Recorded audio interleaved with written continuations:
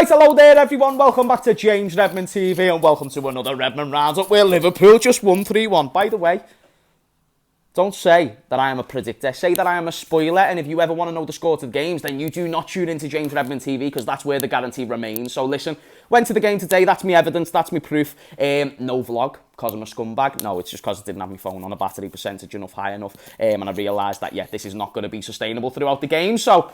but I will make sure to correct myself all in due course, and the watch-alongs will be there for the away games, and then of course the vlogs for the home games. And today was amazing. I want to shout out my brother Zeed, who gave me the tickets in the executive lounge, which is what this is. Chat, come on, you're telling me James Redmond isn't making the big time? Come on. I went with my manager. It was a great day. It was boss. We got free drinks, free food. It was just a lovely, productive day all round. And by the way, we got a 3 points. The one negative is the McAllister red card, which, by the way, I think is just absolutely atrocious. The fact that the vendetta against Liverpool is so strong at the moment. People looking at McAllister going, okay, then. So for a challenge, that should probably be given a warning, if anything at all, by the way. You're going to now get a red card. So I really do hope that the FA, and let me know in the comments down below, do you believe that that should be looked at? Because there's some decisions that are made in the Premier League in which are analysed, and then there's some in which in the Premier League are just ignored completely. We've had some in the past which are the latter. I hope this one is one of the first ones, because I do think that's one of those where if you want to take any credibility, which is already effed when it comes to the FA Association and the referees and whatnot, but let's just say if we want to uphold any standard of refereeing, that needs to be looked at completely, because when I say, there's my flexible leg, if you scrape this foot, that is not a foul. It's not a foul, and do you know what? We still got very lucky. I've got to give a lot of respect to Bournemouth. In fact, if you watched my preview, I'll have mentioned the emphasis on the fact that Bournemouth are a creative team in the final third. The signings that they've made and the builds-up that their team creates, the attack and full-backs that they've implemented. Because bear in mind,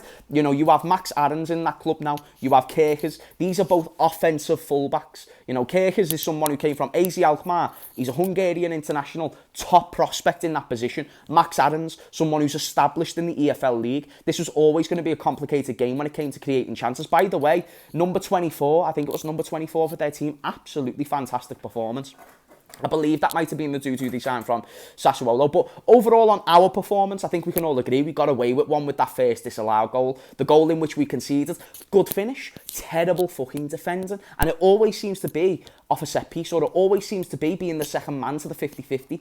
And that's why I sit there and I say, we need to get defensive-minded players first. So here's what I'm saying. I'm saying that right now today, I walked out there in my seats, and I saw McAllister in the 6, Gakpo in the left centre mid, and Szoboszlai. I'm seeing 3 attacking midfielders in our midfield, and there's no balance there. The dude next to me, proper gentleman, can't remember his name. He was talking about the same thing, the lack of balance. So now let's analyse the front three. You've got Salah, who... I love Salah. By the way, I love Salah more than you.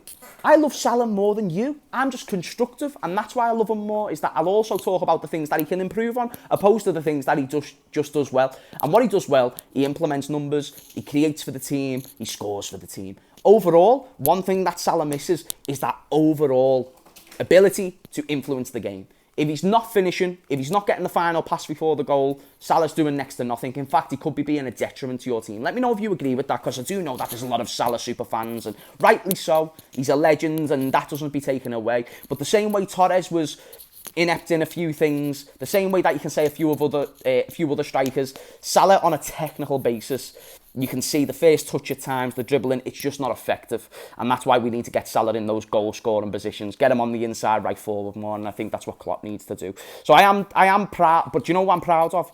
My man, Szoboszlai. Do you want me to tell you why? Because he's a guy off the ball who does bits, and then he's also a guy on the ball who influences the game. And what I love about Szoboszlai is that it's those little minute decisions, like the penalty in which he earned.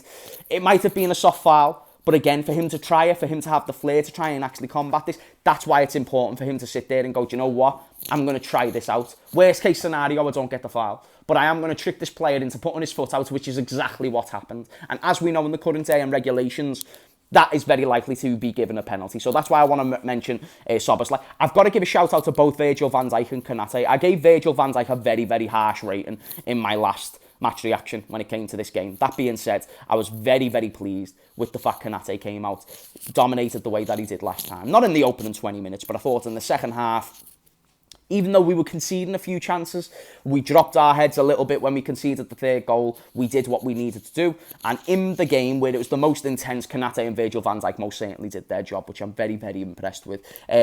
So from a defensive standpoint, great. Alisson, by the way, just is the greatest goalkeeper in the world. It's fine if you want to say Courtois. That's fine. I don't agree, but it's close. He had a Champions League winning performance against us. Believe me, I know the quality of Courtois. I just see Allister on a week-to-week basis. I don't dispute that this could be biased. I don't dispute that this could be because I see more watch time of Allister opposed to Courtois. I don't watch La Liga. And besides, when they're beating us in Champions League finals, I don't watch Real Madrid. But what I do, I watch Allister. And that guy is well-rounded as well-rounded comes. I think the weakest area of his game is his on-the-ball ability. I think on the ball, he always slips when he does a pass and he always does but he still gets assists. He's even scored a goal. And on top of this, he's also the best one-on-one shot stopper in the world. And with the way we play, he is the one who enables us to play with a high line. Because if he wasn't the one to be able to be so good on the one-on-one shots, we'd be fucked. And also, by the way, do you know when we can't clear the ball properly, which we had that problem against Chelsea? Because we haven't got defensive-minded players first, so they don't know how to just hoof the ball out of play.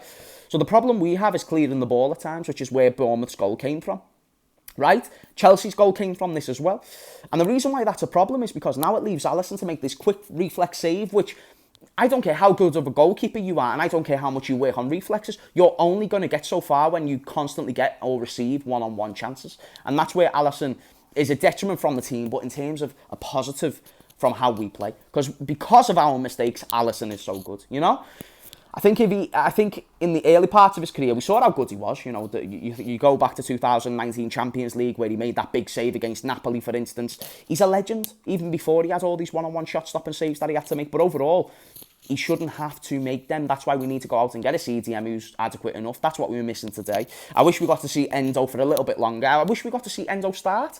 I'm just not a fan of McAllister in the six. It's not that I think McAllister is at fault for our drop of results or the goal that we conceded today. I don't look at McAllister and go, you are the one who's at fault for that. I look at McAllister and say, you should be further up the pitch. Your ability is being limited in that position. It's great that you can get us from back to front with the passing and whatnot. But again, if you're just doing little short passes constantly, there's not much productive being achieved there. However, if we can get you more advanced up that pitch, like the number 10 that you are, then we're going to see a lot more results.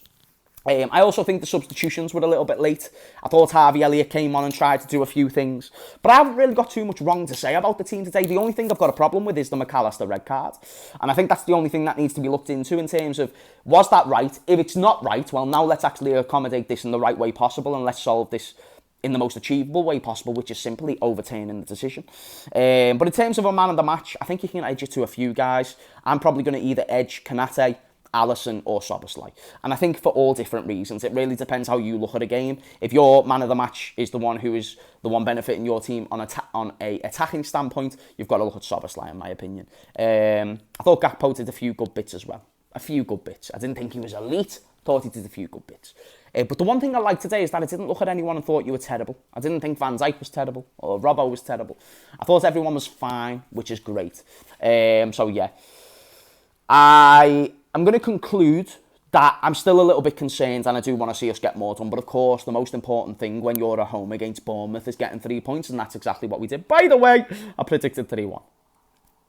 Because I'm sick and I'm boss. Anyway, guys, smash a like on this video. Also know there's going to be a stream tonight at about 9 or 10 p.m. So I'd love you to tune into that. It'd be great to interact about the game, get your thoughts on the game and all that juicy stuff. So yeah, man, smash a like on this video. Subscribe, because you know that James Redburn TV is only getting stronger. And you can say you were here from the start. But anyway, smash a like, all that good stuff. And love to you and your mothers. I'll see you all in a bit. Peace.